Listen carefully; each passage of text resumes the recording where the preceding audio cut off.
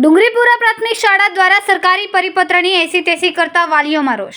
ઉમરેઠાના ભરોડા તાબેની ડુંગરીપુરા પ્રાથમિક શાળાના બાળકોને નડ્યો અકસ્માત. પ્રાપ્ત માહિતી મુજબ નીતિ નિયમો નેવે મૂકીને ટ્વિનિંગ કાર્યક્રમ માટે ખુલ્લી અતુલ શક્તિ ટેમ્પીમાં 20 થી 25 બાળકોને લઈ જવાયા. ઉમરેઠ તાલુકાની ડુંગરીપુરા પ્રાથમિક શાળા દ્વારા જીતુપુરા ખાતે સરકાર દ્વારા ટ્વિનિંગ કાર્યક્રમ રાખવામાં આવ્યો હતો. આ કાર્યક્રમ દરમિયાન ડુંગરીપુરાના બાળકો જીતુપુરા ખાતે ગયા હતા અને પરત ફરતા સમયે તેમને અકસ્માત નડ્યો હતો, જેમાં 3 બાળકની ફ્રેક્ચર થયું હતું.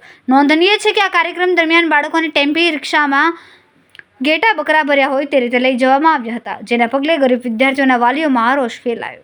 જ્યારે એક જગ્યાએથી બીજી જગ્યાએ લઈ જવામાં આવે ત્યારે સરકાર દ્વારા નક્કી કરાયેલા સાધન કે વાહનોમાં બાળકને કોઈ જોખમ ન ઊભું થાય એ રીતે લાવવા લઈ જવાના રહે છે. જોકે આમ છતાં આચાર્ય દ્વારા રિક્ષા ટેમ્પો કરીને 22 જેટલા બાળકોને 3 શિક્ષકો સાથે ટેમ્પોમાં લઈ જવામાં આવ્યા.